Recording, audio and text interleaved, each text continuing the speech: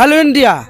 আমি আজকে এসেছি কালীগঞ্জ থানা এরিয়ার দেবগ্রাম স্টেশন চত্বরে।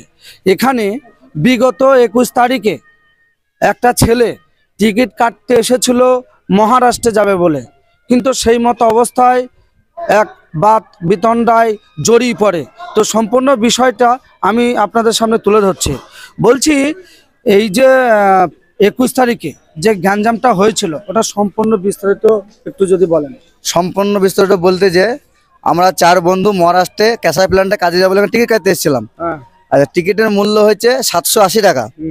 এবার স্টেশন মাস্টার যে টিকিট কাটে উনি বলে যে টিকিটটা আলমগীরের কাছ থেকে করে নাও। মানে আলমগীরটাকে বলছে আলমগীর এসব টিকিট ফিকিট করে।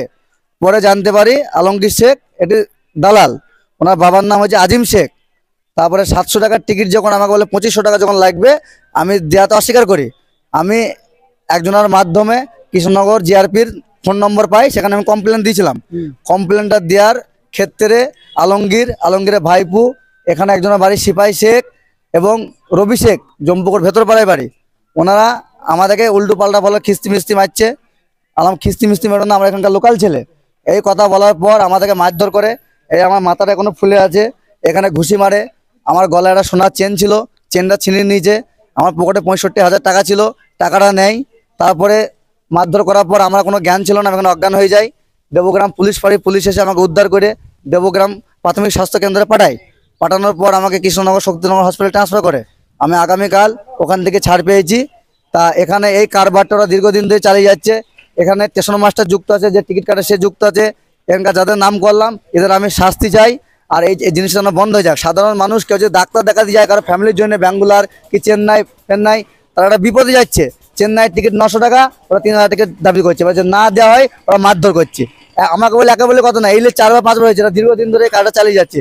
আপনি এখানে আরো লোকাল লোকজন আছে, আপনি জিজ্ঞাসা করেন যে আলমগীরের কি ব্যবহার, কি কীর্তি।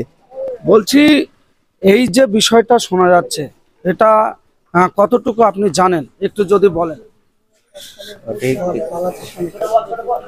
মানে সঠিক আমি জানি কি ওর মানে খুব আজে বাজে ব্যবহার করে, মানে সব বাড়ির সাথেই একই ব্যবহারটা করে।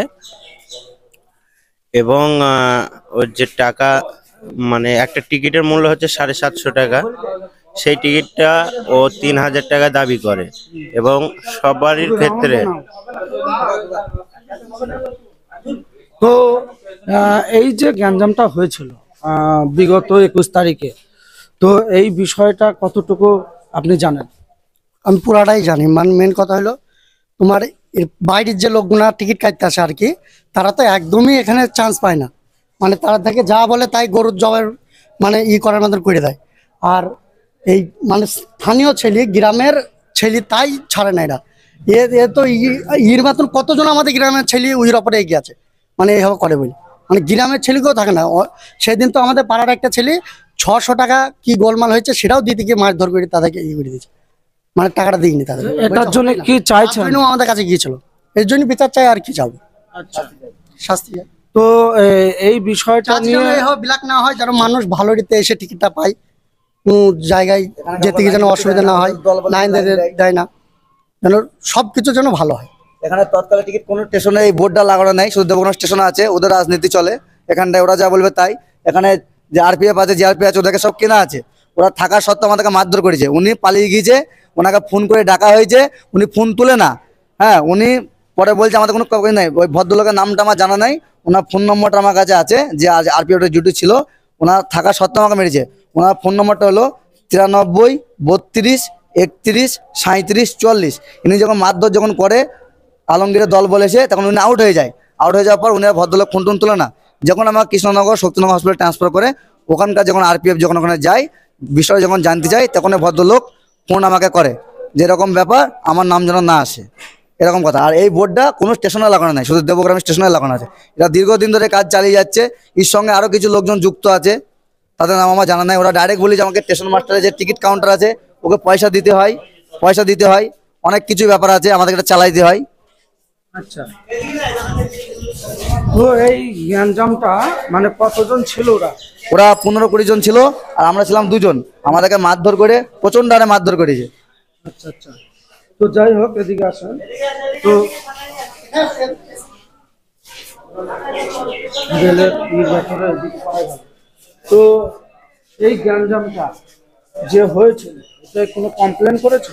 হ্যাঁ, কমপ্লেন করেছি, কৃষ্ণনগর জিআরপি অফিসে করেছি। ওনারা এখনো পর্যন্ত কোনো স্টেপ নিনি, কারণ ওনারা মান্থলি সিস্টেম, একটা মান্থলি খায়, ওনারা যুক্ত আছে। হ্যাঁ, এই জন্য এখনো পর্যন্ত কোনো স্টেপ নেওয়া হয়নি। এই স্টেপ যদি রেল যদি না নেয়, পরবর্তীকালে দেবগ্রাম স্টেশনে কোনো রকম একটা যদি কোনো সমস্যা যদি হয়, সেদিনকে কিন্তু একটা বিরাট বড় দুর্ঘটনা ঘটে যাবে। আমরা ইমিডিয়েটলি সরকার কাছে একটা আবেদন চাচ্ছি যে এটা বিরোধী স্টেপ যেন নেওয়া হয়। একটা সাধারণ মানুষ ডাক্তার দেখাতে যাবে, তাতে দালালি করছে। একটা গরিব মানুষের ছেলে 8,000 টাকা মাইনেতে বাইরে কাজে যাচ্ছে, 700 টাকার টিকিট, 3,000 টাকা চাওয়া হচ্ছে। এদের এখানে দাদাগিরিটা বন্ধ করতে হবে। বিষয়টি সম্পূর্ণ আপনাদের সামনে তুলে ধরলাম। অবশ্যই এই ভিডিওটি বাংলার বিভিন্ন এলাকায় শেয়ার করে দেবেন এবং এইভাবে অল্প টাকার টিকিট কিভাবে ব্ল্যাক চলছে এটা যাতে বন্ধ হয়, এটাই কিন্তু এই ভাইদের দাবি। এবং এলাকার অনেক মানুষ, অনেক ভাইয়ের একটাই দাবি, এলাকার অনেক মানুষ এই বিষয়ে বীতশ্রদ্ধ, অসন্তুষ্ট এবং রাগান্বিত হয়ে রয়েছে।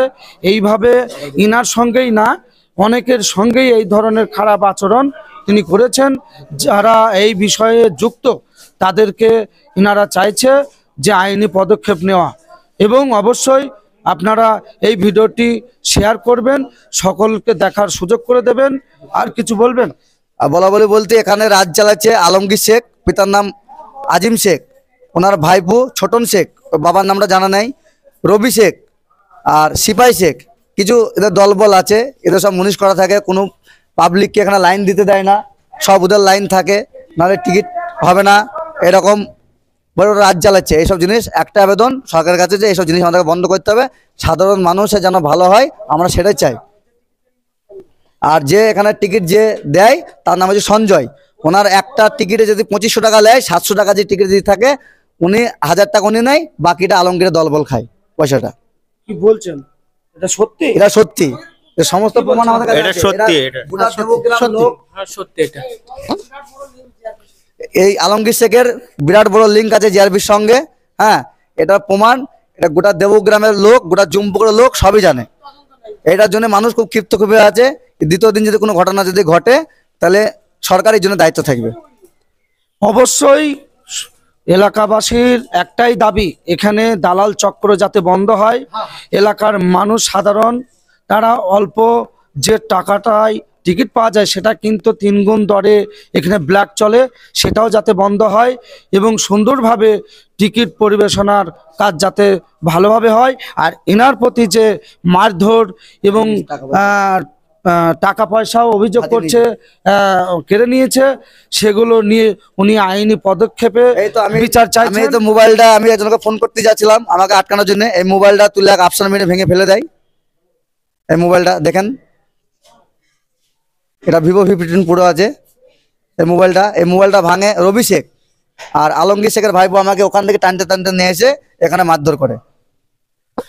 অবশ্যই সমস্ত বিষয় আপনাদের সামনে তুলে ধরলাম। এই ভিডিওটি সকলকে দেখার সুযোগ করে দেবেন এবং এলাকাবাসী যাতে সুন্দরভাবে টিকিট কাটতে পারে এবং দালাল চক্র যাতে বন্ধ হয় এবং এই ভাইয়ের প্রতি যে অন্যায় ব্যবহার করা হয়েছে সেটা আইনি পদক্ষেপ নেওয়া হয়।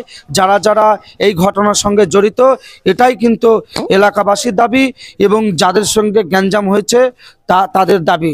অবশ্যই আপনারা ভালো থাকবেন, সুস্থ থাকবেন। Hello India.